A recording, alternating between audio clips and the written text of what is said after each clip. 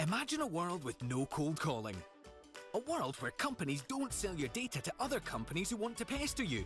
At G4 Claims, we don't cold call and we don't buy a single lead from data companies. Oh, and if you're due any compensation from your car accident, you pay nothing to us at all. For full accident management support, including motor replacement, repairs and personal injury compensation claims, just search G4 Claims today. For help the way you want it.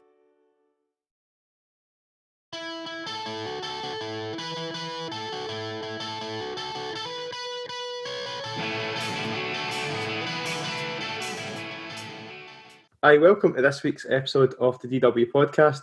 I am joined by Jamie from the LaFontaines, the first man ever to come on the podcast for the second time. A return visitor. What about that, a return visitor? I was actually thinking that when I says I was going to be speaking to you earlier. I thought, I've never had MD on this twice. Well, it's a blessing. It's a real blessing. How's things with you, mate? Aye, sound man. Happy. I thought I was going to be scunnered like a few days ago. I could feel it. I don't know what happened. I just then I was all right again. But I generally like fucking don't know. Really, really, really good. I'd probably usually introduce you as the drummer from the LaFontaines, but I've put my Scotland top on, Jamie, because you're now the vocalist of the new national anthem. The new national anthem. And there's some folk that haven't understood like any of the joke in that sort of thing. How can it be the new national anthem? Imagine it was the national anthem. They'd all be lining up before the games like this with you and the guitar. I don't think you'd quite do Amy McDonald justice, to be fair. We had to do it. We didn't sing like for Scotland, but we played a 4-1 in the Scotland games. Did you? Was it Scotland-Belgium? Right, aye. But it was like, I think like, it was a good way to do it, but in our heads it was got to be like, I thought we were going to be in like the middle of the park, whatever. But it was just like this random stand, not random stand like the main stand, but just like it was just us playing acoustic and like because it's a football stadium PA. It's like if I was singing something, you could hear it a few seconds later and all that, and then Keir was trying to rap and. And we get like a good pay for it, and we got like a box for the match. I actually remember he's doing it because it was almost like I don't know if I was at the game or I watched it on the telly, but it's as if he were standing halfway up the stand, wasn't it? Like where the crowd should be almost. It was just close to it. It was a dead like awkward looking bit sort of thing. Right. While you're doing it, there's like thousands of folk, but while we were playing, it's just like folk are just coming down to get their seats and all that, and then it's just this. I don't know. That's funny. I don't know if folk that are watching this or listening to this that have not heard Scotland, Bonnie Scotland by the LaFontaines. I don't know where they've been for the past couple of weeks, but it's got some reaction so far. Before we get cut off there, I've had to change room because my internet cut out, so I'm trying to get a wee bit better signal. Before we get cut off there, Jamie, we were talking about Scotland, Bonnie Scotland, the new Scottish national anthem. How's it been going? The new Scottish national anthem. It's going well, man. It's funny to see it. It's like I don't know. It's because it's just meant to be a joke. It's meant to be light-hearted, but there's like we're getting like heartfelt messages and all that, folks saying how much it means to them, and we've had like classrooms of kids doing artwork. Oh, no way. So it's been pretty cool. I think it just shows you how propaganda works. See, just by telling folk it's the new national anthem. Like there's some people that do just believe that. There's other folk that get raging about it, going, "How is this? When did the Scottish government decide this for the new national anthem?" Hilarious, man. It's like people are so polarised, aren't they? It's like folk either get it, they think it's class, they buy into it, and they're like, do you know what, they boys are having a good time, let's get behind this. Country's going to the Euros for the first time in 22, 23 years. And And then there's other folk that are going, what do you mean it's the new Scottish national anthem? What's that boy rapping for? I know. I seen someone comment on Facebook saying, that's that song by the band Baccarat. Do you remember that? I think they've missed the boat. I know there's been some crackers they've had on Twitter and that. I had to stop looking at it because I was wanting to reply to them. It's like you get millions of folks saying brilliant, great and all that, and then you get one guy saying this is crimes against music and stuff. And then, even though the song is like a bit of fun sort of thing, that the other folk that you start clicking on going, who the fuck's this? Who the fuck's the... I've had some funny ones, folk. A lot of guys just saying that's they've got to support England now. They wish Serbia had won. That's terrible. Or tagging Police Scotland and stuff like that. It's overwhelmingly good. They've even just been like the pubs and stuff that have been open. The other day I went down to pay my council tax and went for a wee swim, and then I had to have the exact same conversation with everybody. It took me ages to do it, and then it was a couple of days where I thought I'm no that I was like Kurt Cobain or whatever sort of thing. I can't handle the pressure. But I was just like, I was having to have the exact same conversation with people about, I've seen your song, and then I'd have to do at first I was like, for the first week I kept apologising for it, like I'm really sorry, but then I realised that folk actually like it. Aye, totally. It's light-hearted and fun, man. Were folk all saying, "No, I've seen your song." How did that come about? I was just folk asking about like how we got Stephen Marshall and Davy Marshall. Aye. The big Fitba fan, Jamie. Yeah, I know if I had to like kid on that, I'm more into Fitba than Amar. But when Marshall came down to film it was something to do with his boy was coming to do the wee boys Fitba. Right. But whatever, and he came down, but like Kerry, obviously he's the man at this stuff, but he was talking to him and like pure engaging with him, and then he went away and he was doing something, and then it was just me and Dad sort of stuff. Like, all right. Then he was asking us like about Fitba, and me and Dad didn't really know that much. I know enough. Doing it at Calder Park, Motherwell. Was it really? Aye.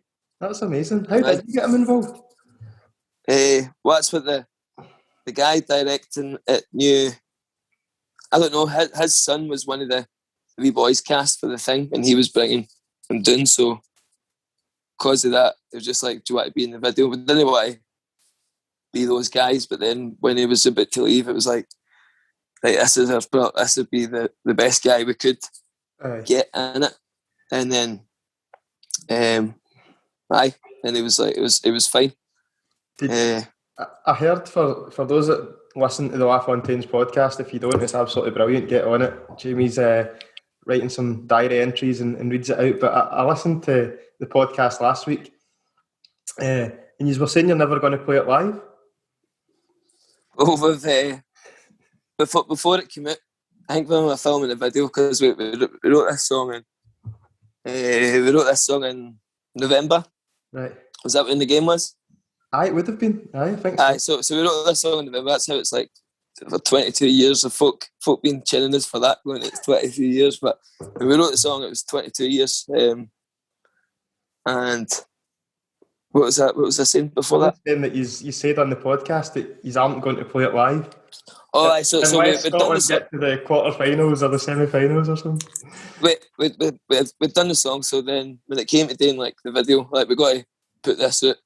Like and then there's a few different companies that gave us some money to do the video. It's like, fuck it, we need to do this now. So we hadn't seen each other for fucking ages. Kerr's in London, Dad's in Glasgow, lockdown and all that sort of stuff. So it's the first time we've seen each other in ages, then filming this video. So we're like, while we're filming it, like I didn't mind the words, and I was just having to make up as we go. Obviously, it's not as if it's a Bob Dylan piece or whatever. It's just it came back to me very quickly. But it was the we're talking about are we going to play this live? And Daz was like, absolutely not. That's so Daz. And then I know.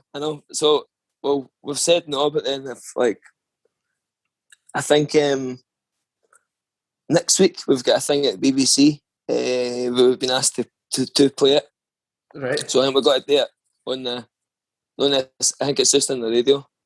Sure. But like we're saying that, imagine like a gig start to become like we get bigger because of this song, but then we're not playing it like at the gig. we don't play it, and then folks start booing us and that because we've no included this in it. But I don't know if I can see us playing it, but it will be a good discussion, especially if the song if the team does well and stuff like that. It'll be like I can't even imagine playing it live, but it could. I don't know. Jamie, there's a few boys who wish you in the Scotland squad. You've got Tierney, David Turnbull, Stephen O'Donnell. You should be in their ears making sure that they're playing that in the changing room. I don't know. I could. I don't know what I would. Maybe they could roll you. I would get in touch with them. You could take the acoustic down to Wembley before the match. No, I don't know. You know how like Jim that I play with around about the pubs and that as well. Right. We already like there's about 6 years where I've managed to like avoid playing. I can't get my granny off the drugs, and then there's then there's this song's come out. So I don't know how I'm going to. So even like next week, I'm playing at a pub in Hollytown before the Scotland game. Oh, are you? Aye. Right. Is it the General Motors? No, it's the White House. Right. Oh, aye. No idea.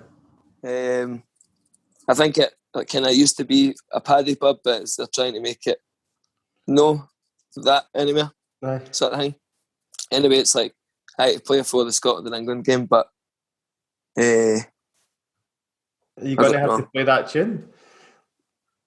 No, I don't think so, because it's just booked like me and Jim to play, so I don't know. It's not like it's written in the. Well, there is no contract, but it's not like that was written in the phone exchange. You'll need to teach Jim the words just in case.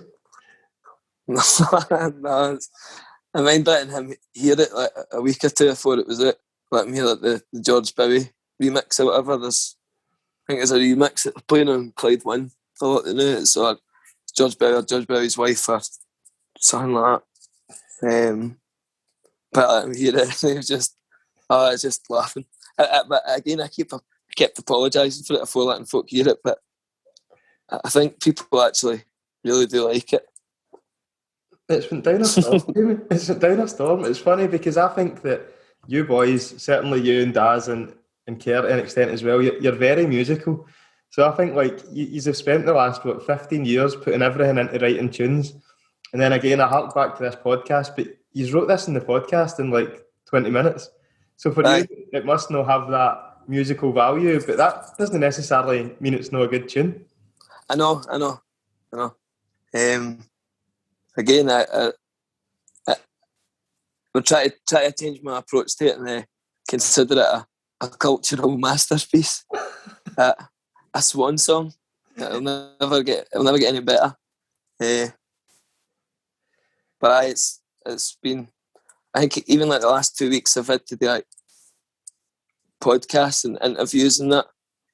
Kerr said today even more, but some of them have been funny. Some of them have been really funny, especially like there was one the other week and it was me and Kerr, and the woman she'd asked Kerr the first few questions that I would have known the answer to.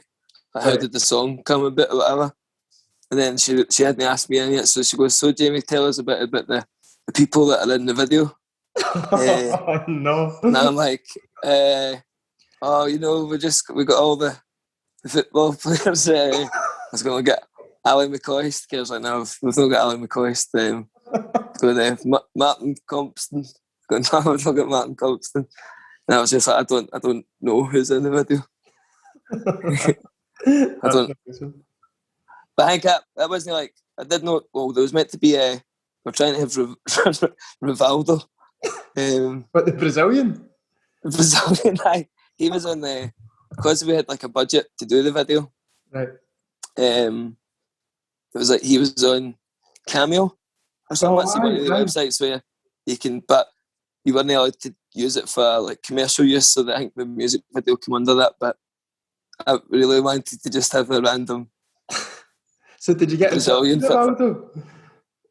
I think no, I didn't. It wasn't like I gave him a message. Somebody on behalf of the LaFontaines or whatever had done it. Maybe Finlay or whatever. And I think he was up for it. Whatever, like just kept pretending he was getting a ball because obviously he makes £200 for that or whatever. But there's some party has like fee or whatever that makes it. He couldn't use it to sell something, even though we're not necessarily selling this song. That's it. That you can't buy it. I don't think. No, I know exactly what you mean. It's commercial gain or something. So you're essentially paying him to do a job or whatever. I know, but we went. Oh, I'm sure it was Rivaldo. Anyway, I can't mind it. It was. Oh, in fact, no, it was Roberto Carlos. Oh, shut up. And now I'm just naming Brazilian football players that I know. Ronaldo. It was definitely a Brazilian player anyway, but I can't mind. See now what one it was. Now that you've said Roberto Carlos, I'm sure somehow I've seen him on this Cameo thing. Maybe it was like an advert or something, like get Roberto Carlos to wish him happy birthday or something like that. It's one of these things. So it's just to get him kidding on. He was doing the hang with the ball. But next time. Are you going to watch the Euros? I've actually like made myself well excited for it. I don't know what I'll be watching the first game tonight. I'm sure. I'm going to try and watch as many. I really like the international tournaments, but I think it'll be different with the fans at the games because I like seeing all the people dressed up and all the flags and the colours and the atmosphere and all that. But what's the deal? Is it like a couple of thousand allowed each match? Is that around the full tournament? Or is it some countries that are... Yeah, I listened to Radio Scotland earlier on and they were saying in Italy tonight, I think the stadium holds like 72,000 and they're allowed 12,000 or something like that. So right. Was that just 10% capacity or something? Something along those lines, aye. I was laughing there because that almost sounded like a player's interview. Says, you ready for the games? And you're going, just won't be the same without the fans. And I've only been to a couple of Scottish. Again, that's some of the words in the song. It's like, since I was young at Hampden, I've been screaming or whatever the words are. I've been at Hampden 3 times, and it's all since it's all in the last 3 years. You were playing? Aye, because I was playing. I've never just been to just a Scotland game on its own. Been to Scotland rugby, but that's not because I like rugby. Just because I've had tickets for it for whatever reason. But I'm excited. I've made myself excited for it now. Who's your country to support other than Scotland? I was looking at the countries that were in it today. I like naturally I like the kind of underdog. So like North Macedonia. Would want them to do well, but also like see the countries that you like as a country. Aye. So I think I don't know if there's like political biases or leanings that you start thinking, no, fuck them, you want them to be fucked or you want them to do well. I'd like Turkey to do well for some reason. I don't know who's the best or who's whatever they know, but I just I'm just excited to watch it. Watch the drama. Never thought I'd see the day Jamie Keenan buzzing for the football. No, I do kind of. I like going to games. I don't go enough. I'm going to get a season ticket for Fir Park though. Are you really? I've never had a season ticket before, but just don't know. I like the ethos of the club. That's music to my ears, Jamie. Aye. Absolutely. So I don't know. I'll get one when I can. My dad's got to get one as well. Is he? And just aye. Right. So we've got to get in as often as we can, sort of thing. That's brilliant, man. That's class. So, what else is happening with the band just before we round up? You've obviously got the O2 coming up in September. Is it September? 20th of August. 20th of August. 20th of August, aye. I only know that date because I've heard Kerr saying it that many times in the last week or two. Aye, 20th of August. I can't wait for it. I need to start learning how to drum again. Out of practice. Have you been in the studio? No, we're able to kind of Daz will write some music and send it over, and then I'll add bits on top of it, singing and that, and Kerr will do some writing. Right. So we've done some demos, but we've not went and recorded them properly. But we've got quite a few tunes there, and hundreds of other bits of tunes, and that just need to just our Scotland get tune. back into it. Right, just hundreds of things for sports. Caledonia, Loch Lomond. I know that's what I've got to. I know I'm actually thinking. Well, I'm thinking now more about if we're going to need to play this song at the Callum Academy. I think you will. I'm telling you, Jamie, I'm predicting Scotland will get to the World Cup final. This song is going to be long lasting, and you're going to have to open with it at the Callum Academy. Open and close it. Exactly. No, listen, thanks very much for giving us your time in between your running, your writing, and being a musical Euro 2020 superstar. National anthem writer. Thanks for having us on, man. Thanks for having the honour of being the first ever second time guest. First, aye. Top man, that's it, Jamie. I appreciate it. Thanks very much to everyone who watched this episode of the podcast with the LaFontaines drummer Jamie Keenan. Hope you enjoyed it. Hope you're enjoying the Euros. If you are, please go back and listen to some old podcasts. I'm sure there'll be loads in there that you'll enjoy, and like and subscribe. Thanks very much. Cheers.